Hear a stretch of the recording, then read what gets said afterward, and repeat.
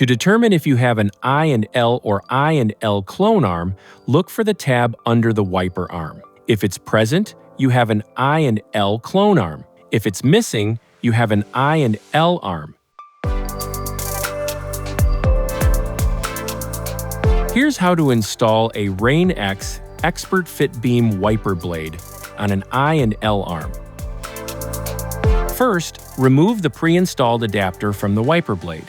Rotate the adapter before grasping the blade firmly and prying the adapter away.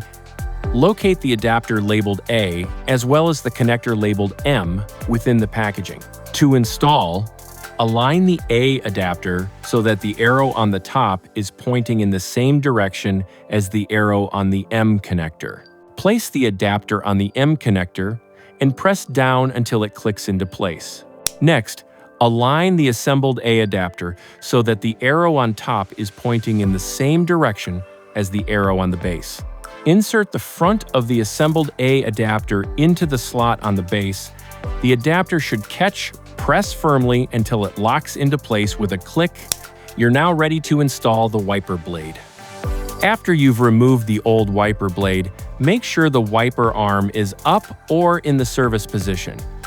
You may need to consult the owner's manual for your vehicle for instructions.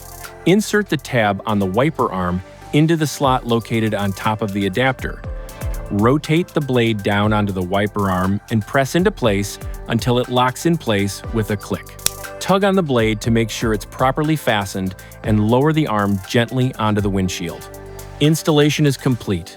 You're now ready to outsmart the elements with Rain-X Expert Fit Beam wiper blades